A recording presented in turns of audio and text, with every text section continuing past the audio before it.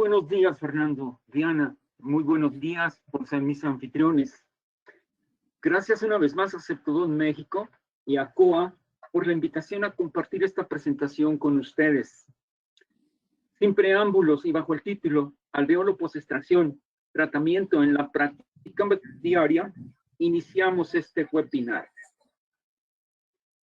Por 22 años fui coordinador de la especialidad en periodoncia.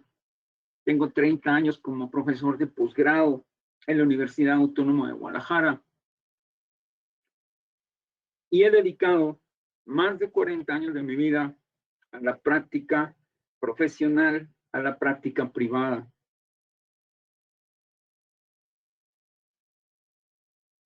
Esta es una declaración de que no existen conflictos de interés. Declaro que no se me ha sugerido o condicionado a decir nada más que mi opinión académica y por lo tanto no hay conflicto de interés. Con este índice cumpliremos los objetivos de esta presentación. Por supuesto, una introducción, una breve revisión de la biología ósea con énfasis en la histología y anatomía del proceso alveolar es obligada. Analizaremos también las causas que usualmente llevan a la extracción dentaria.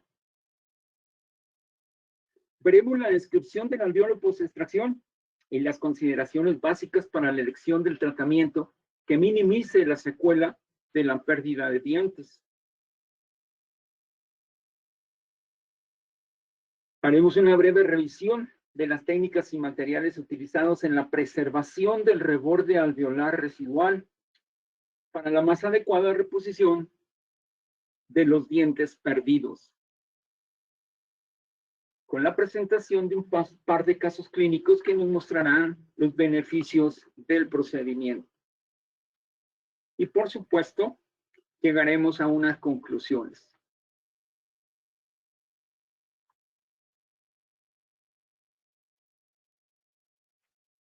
Independientemente de las causas, ya sea la caries y la consecuente enfermedad pulpar,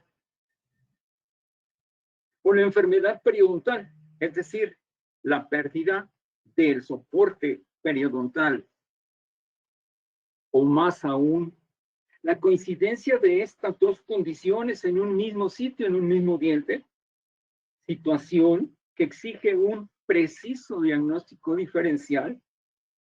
Las consecuencias se ven reflejadas en la pérdida continua del soporte periodontal y la formación de defectos intraóseos, o lesiones periapicales que comprometen la permanencia de los dientes y crean cavidades óseas en el hueso basal. Si se combinan los efectos de la enfermedad periodontal y particularmente la pérdida de soporte periodontal y la extracción dentaria, las consecuencias serán aún más graves. Sin olvidar que existen otras causas que indican la extracción dentaria, como son caries extensas y o fracturas que no puedan resolverse con el procedimiento de alargamiento de corona u otras técnicas, además de otras condiciones que indicarían la extracción. El objetivo de este webinar es presentar las bases y razonamientos para el manejo del alveolo post-extracción y la preservación del reborde alveolar en la práctica general. Revisemos en breve y particularmente la biología del reborde alveolar. El hueso y los dientes son órganos vitales que mantienen su funcionalidad a través de los procesos dinámicos particulares y son los únicos tejidos en el organismo que tienen como base estructural un componente mineral de calcio y fosfato. La forma anatómica de los huesos en general, incluyendo ambos maxilares, se compone básicamente de hueso compacto, cortical, externo, con el cual se adquiere una fuerza estructural por la particular conformación de los sistemas haversianos. Dentro de las capas corticales externas se encuentra el hueso trabeculado o trabecular, que es una red o malla tridimensional a manera de reservorio donde se presenta el metabolismo óseo activo. Esta especial arquitectura permite los procesos dinámicos de remodelado y reparación de las formas óseas, modificadas o alteradas por las demandas funcionales o los procesos patológicos. El proceso alveolar en los maxilares se desarrolla en conjunción con la erosión dentaria, y el volumen y la forma de este proceso, de esta apófisis alveolar, está determinada por la forma de los dientes. Una estructura de primordial importancia es el hueso alveolar propio, delimitado por las líneas azules en la imagen.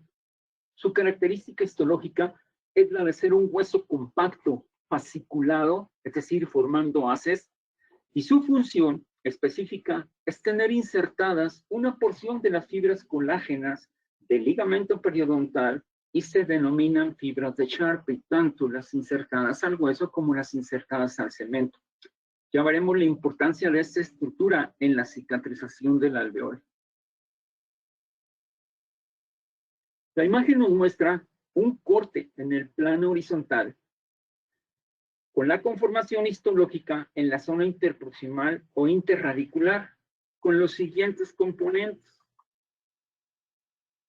La zona de hueso trabeculado o esponjoso, entre las raíces dentarias que son evidentes. Perdón. Y en esta imagen, la presencia de hueso compacto fasciculado que forma las paredes de los alvéolos, el cual es el denominado hueso alveolar propio. Este hueso forma parte de la estructura anatómica funcional que es el ligamento periodontal. Son observables también en la imagen una porción de los dientes mostrando el cemento y la dentina radicular. Como siguiente punto, analizaremos las causas que usualmente llevan a la extracción dentaria.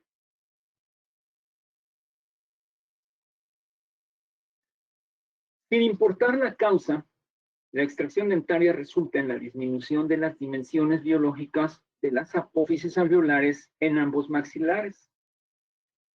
Y con el tiempo, la subsecuente atrofia basal del hueso basal, tanto en sitios individuales como en el reborde o rebordes de dentículos múltiples.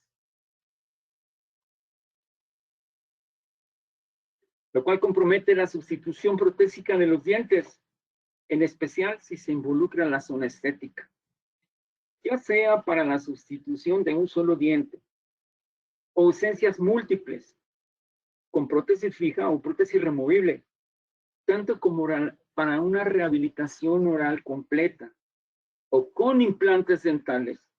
Es la pérdida de las dimensiones óseas en los espacios dentados y en el árculo edéntico, después de las extracciones dentales, una situación clínica muy difícil de resolver. Entonces, el uso de procedimientos y materiales que previenen o reparan las condiciones inadecuadas encontradas en el hueso alveolar, resultantes de cualquiera de las complicaciones que hemos mencionado en la atrofia del hueso del reborde alveolar que están asociadas a las extracciones dentales.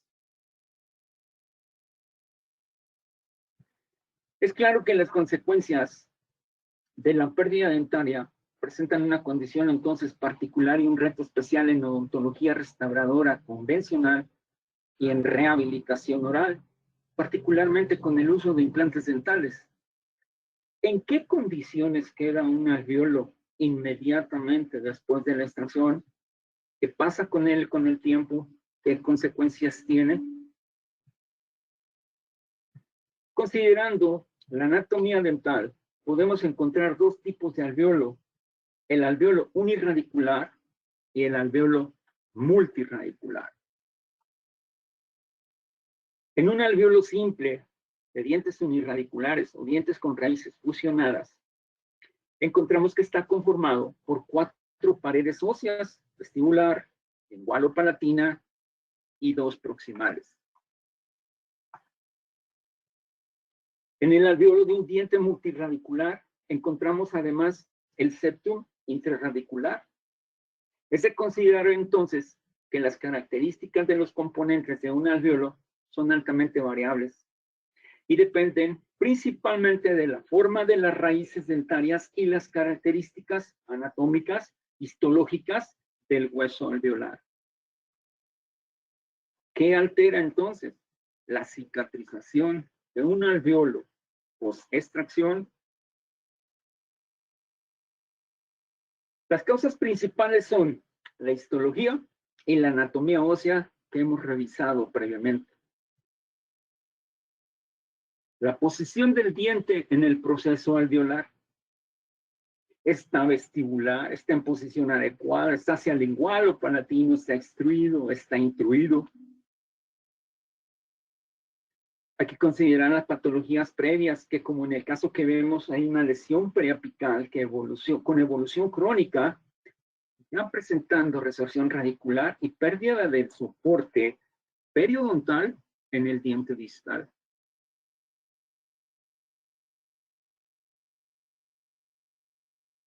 O como en estos alveolos, alterados por una enfermedad periodontal previa.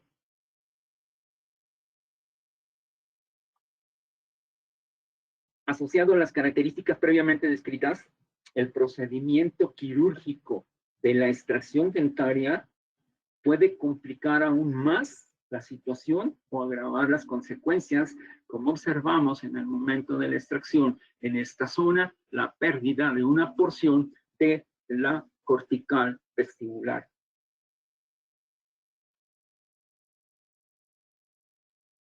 Cuando el registro de los datos clínicos y radiográficos anticipan que el procedimiento de la extracción será complicada, es decir, cuando encontramos raíces divergentes, anguladas, etc., las consecuencias en el sitio de la extracción y su cicatrización se ven más aún afectadas. ¿Cómo prevenir o minimizar las secuelas de la extracción dentaria? El procedimiento denominado preservación del reborde alveolar. Un comentario. No se trata de preservar el alveolo, se trata de preservar el reborde alveolar posterior a la cicatrización. Es decir, reducir al mínimo los cambios óseos dimensionales en la cicatrización del alveolo post-extracción. Ese es el objetivo del procedimiento. Es un hecho biológico, apoyado por la literatura, por toda la literatura que se ha escrito sobre el tema.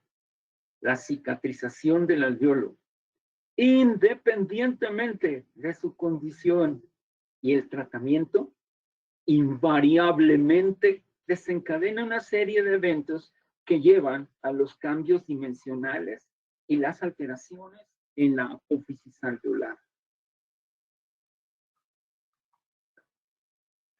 No vamos a detenernos en detalle, no va a haber detalles sobre esto, pero podemos observar que tenemos perfectamente establecido cuáles son los tiempos y las condiciones en la cicatrización de ese alveolo, que al final de cuentas será el reborde alveolar desdentado.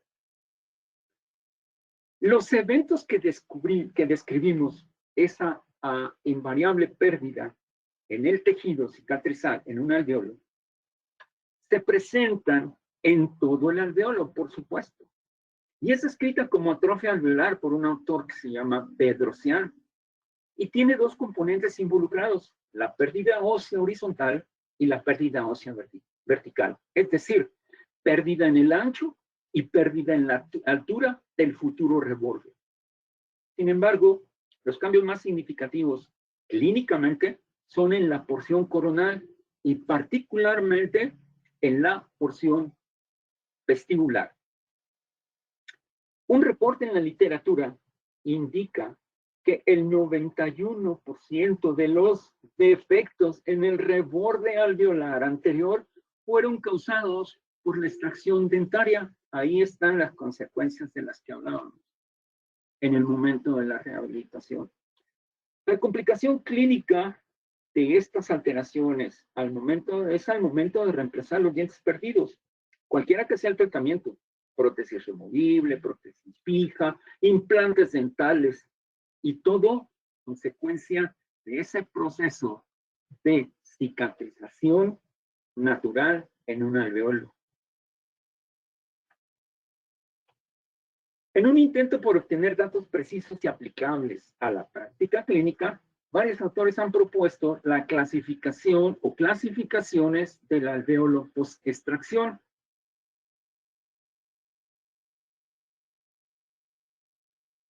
Y quizás la reportada en 2017 por El Char y sus colaboradores nos den una perspectiva muy adecuada en el tema que nos ocupa.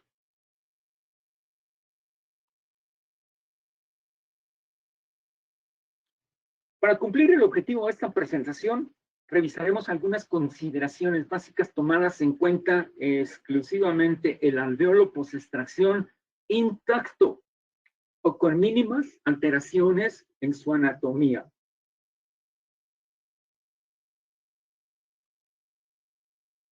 En esta imagen observamos la presencia de las 4 paredes que conforman estos alveolos.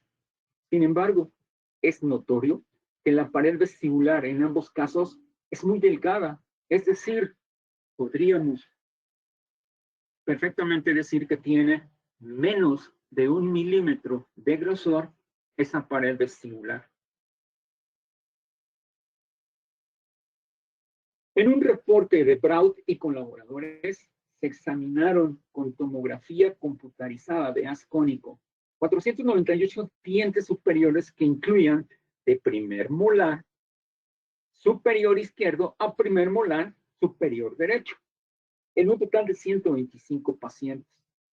Los resultados indican que en casi el 90% de los dientes en la zona estudiada tenían una cortical vestibular delgada, es decir, o tenía menos de 1 milímetro o estaba ausente.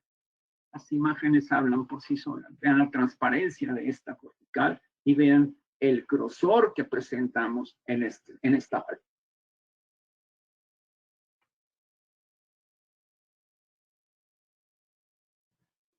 Debido a que esta pared del alveolo, la vestibular, la cortical vestibular, tiene un promedio de 0.8 de milímetro, los 2 a 3 milímetros coronales de un alto porcentaje de esta zona, de este hueso, está formado por el hueso fasciculado, el hueso que comentamos que es un hueso sin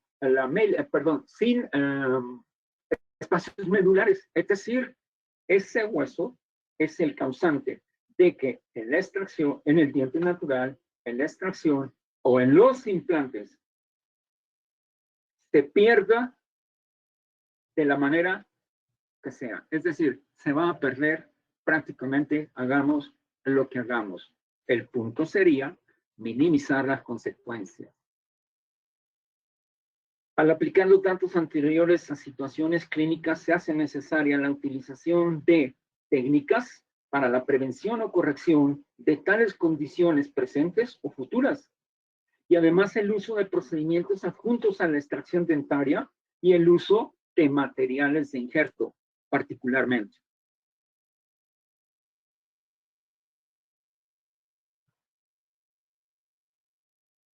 En esta imagen observamos una tomografía en donde se perciben perfectamente los restos de un material de injerto, en este caso RTR, de un paciente que yo atendí. Y lo más importante, las secuelas precisamente de las extracciones dentales. Bueno, tendremos que hablar de los materiales ideales para la corrección de estas secuelas. ¿De verdad hay un material de injerto ideal? Bueno, en la teoría nos hablan de que el hueso autólogo tiene las tres condiciones precisas. Es decir, es osteogénico, induce la formación de hueso nuevo, es osteoinductivo, con la presencia de ciertas sustancias que también favorecerán la formación de hueso, y además es osteoconductor. Los materiales autógenos o autoinjertos entonces son material del mismo individuo trasplantado de un sitio a otro. Usualmente utilizamos la cortical, el hueso cortical o esponjoso y medular. En este caso, presentando en un póster en la Academia Mexicana de Periodontología hace ya varios años, observamos la extracción de un premolar con las características que ya platicamos, con una vestibular, cortical vestibular muy delgada. Este trozo de material autoinjerto fue tomado de un torus adyacente a la zona, es su propio hueso tomado del torus, colocado dentro del alveolo para minimizar las condiciones que hemos hablado. Osteogénico tiene varias características, no vamos a entretenernos mucho con esto. Tiene células viables, osteoblastos, células de la médula, que técnicamente esto sería lo que le daría sus mejores ventajas. Y hablamos entonces de que puede ser inductor, es decir, con ciertas sustancias particulares, factores de crecimiento, moléculas bioactivas, pueden mejorar, facilitar esa inducción ósea, y además es osteoconductor, es decir, provee un andamio, una estructura que permita la neoformación de hueso en el sitio. Los materiales alogénicos o aloinjertos se refieren a tejido de un individuo, de una especie a otro de la misma especie. Usualmente estos materiales llevan un proceso que se llama leofilización, y no es otra cosa más que la sublimación, la eliminación del agua por sublimación, y el hueso y la piel son los más comunes. Todos conocemos los frasquitos del material de injerto, el hueso que se pone, el hueso que se coloca, y la piel, los materiales que se utilizan para cirugía mucogingival.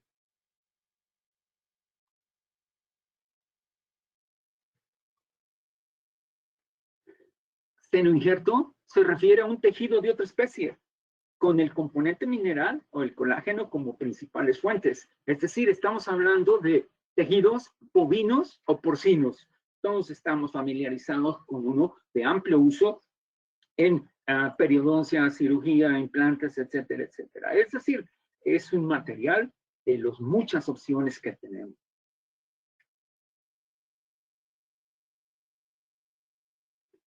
Los materiales de injerto aloplásticos son materiales sintéticos.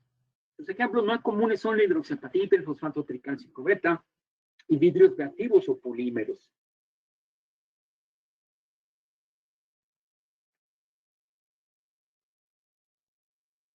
Y en particular, en esta plática, el material que nos ocupa será el fosfato tricálcico.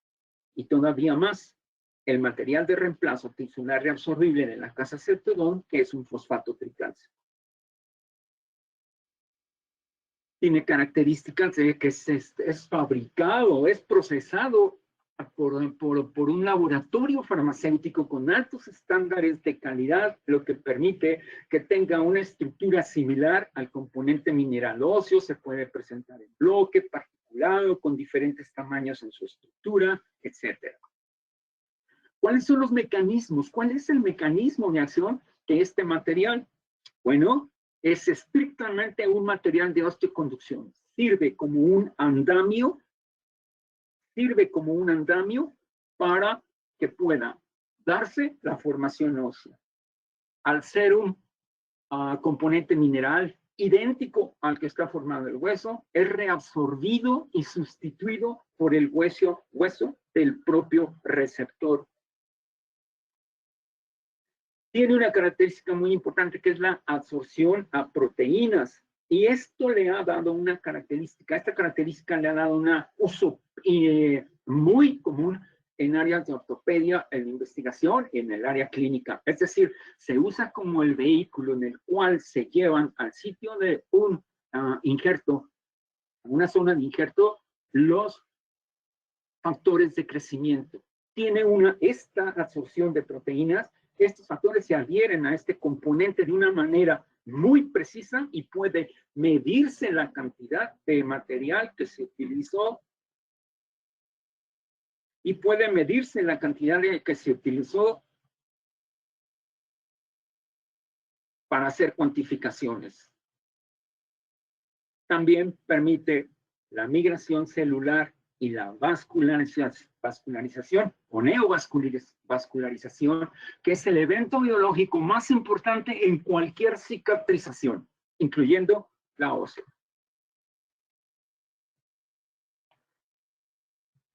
Y en esta característica observamos un dato clínico. El reemplazo de todo el material injertado y sustituido por el hueso propio toma de 6 a 12 meses. Ok, entremos a la descripción de algunos casos clínicos. Son dos en particular. Esta imagen la vimos hace rato. La describo: paciente masculino de 56 años con lesión de origen endodóntico de largo plazo y la presencia de reabsorción radicular en el primer molar inferior derecho. Ahí tenemos la imagen clínica. Habíamos comentado que además de la lesión que había provocado la reabsorción radicular, este alveolo es el que está intacto, esta es la zona de la reabsorción y se había perdido el soporte periodontal en el diente vecino.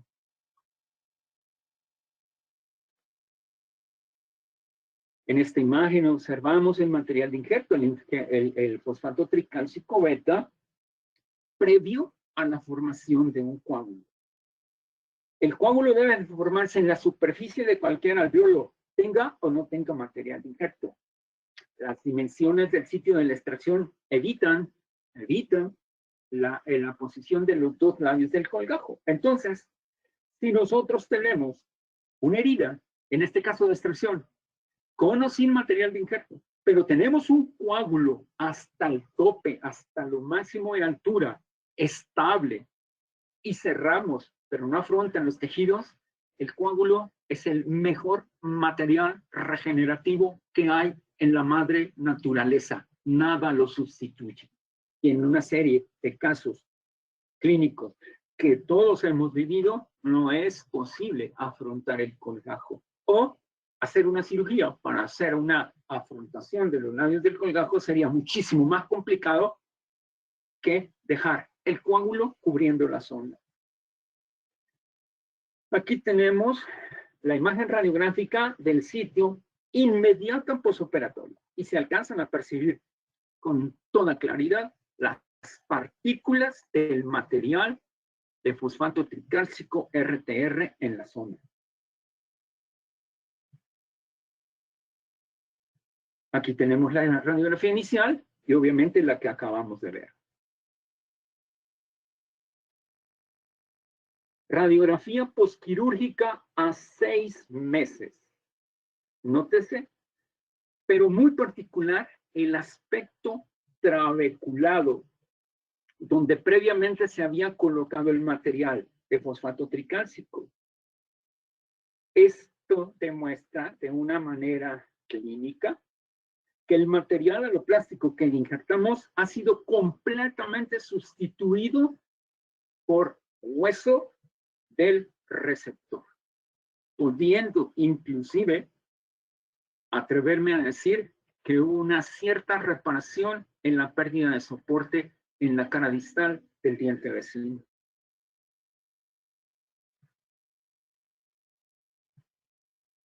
Seis meses postoperatorio. Debido a cuestiones de tiempo, podríamos, de hecho este caso está reportado en la revista oficial de la compañía Ceptodon, en la Case Presentation. Si alguno tiene interés, podemos verlo inclusive hasta su restauración protésica con implante y restauración protésica. Aquí tenemos otra imagen, en una zona anterior, en una zona de un incisivo central superior derecho. Con la cortical vestibular vamos a considerarla en la zona crítica, entre 1 y 2 milímetros de grosor, pero su margen es muy delgado. Aquí se ensancha un poco, pero en el fondo podemos observar una lesión periapical que ya había perforado la cortical vestibular. En este sitio, si dejamos la cicatrización en su proceso natural, conlleva un alto riesgo de alteraciones dimensionales, tanto en la restauración como en la estética. Por lo tanto, podríamos pensar que es un sitio en donde debemos pensar en estos procedimientos de la preservación del reborde. Voy a extender mi comentario. Lo que vamos a preservar es el reborde. Es decir, no podemos preservar el alveolo. El concepto está mal. Preservar un alveolo significaría dejarlo siempre como alveolo. Y eso no es factible. No se llama preservación de alveolo, se llama preservación de reborde alveolar o regeneración ósea guiada, como ustedes quieran, pero no se llama preservación de alveolo. Aquí observamos el material en su forma de cono, una de sus presentaciones. Está cubierto por una pequeña invisible capa de colágena que nos permite una fácil adaptación al sitio en donde lo vamos a insertar.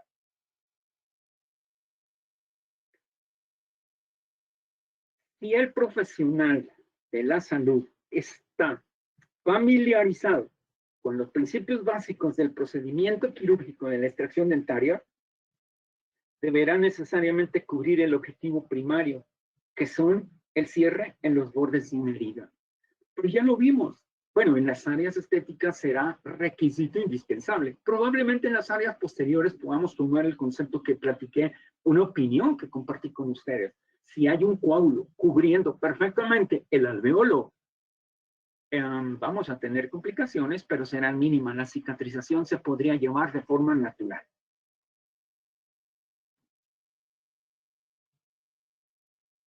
Si alguno de los que me están escuchando, que creo que por ahí hay algunos que conozco y ven que uso seda negra 3 ceros, el objetivo se cubre. Podría usar otras suturas más finas o lo que sea. Aquí vemos en la imagen el sitio 12 meses después del procedimiento de la preservación del reborde alveolar. Es decir, a 9 meses del procedimiento del injerto. Y hagamos cuentas. Procedimiento del injerto, día 0, a 6 meses vimos la cicatrización. En 6 meses se determina la colocación del implante en el sitio y estamos viendo la cicatrización 3 meses posteriores, es decir, en la suma de 9 meses. Creo que en esta imagen podríamos decir que tejidos duros con la colocación del implante y tejidos blandos no tienen ningún procedimiento de cirugía extra de absolutamente nada. Es la cicatrización solamente posterior al injerto y la colocación de su implante. Esos tejidos están impecables.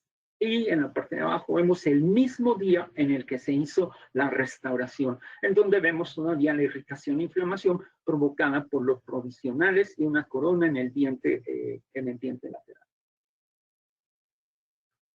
Uy, creo que estamos justo aquí. Saquemos entonces algunas conclusiones. La extracción dentaria, por cualquier motivo, tiene consecuencias clínicas y técnicas en la sustitución de los dientes que se han perdido. Diversas modalidades de tratamiento pueden evitar o minimizar estos efectos adversos. El análisis del caso, es decir, un diagnóstico preciso. La seguridad biológica y las evidencias de un material, lo que se vaya a usar ya sea técnica quirúrgica o el material, que es evidencia científica. La disponibilidad de ese material más el costo-beneficio permitirán establecer un pronóstico en el tratamiento, como lo vimos en el caso anterior. Doctores, es momento de hacer un comentario, si no obligado, me sale a hacerlo. La odontología va a cambiar.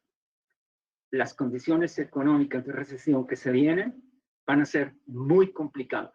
Tendremos que hacer nuestro mejor esfuerzo para trabajar bueno, bonito, barato y rápido. Y además, forrados prácticamente en una bolsa de Ziploc. Todos los injertos, perdón, ahí hay un error.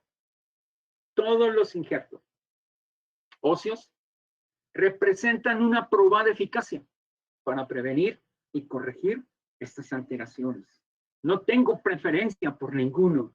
si muestro este material, es que el fosfato tricálcico me da las características adecuadas para el manejo de estos problemas y las consecuencias asociadas a la extracción dentaria y alteraciones del remorde alveolar. Para mí es muy fácil comunicarme con el paciente y decirle, le voy a poner unos granulitos de fosfato de calcio que están hechos en una institución farmacéutica totalmente seguros. Son granulitos de cal. Y si tengo que usar otro material, pues le tengo que explicar que es hueso de un donador humano o que es un hueso de un bovino, etcétera.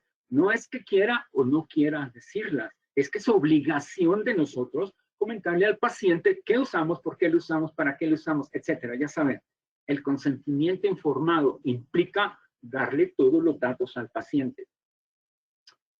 Bueno, esta fotografía es de cuando andaba yo de motero, hace ya muchos años.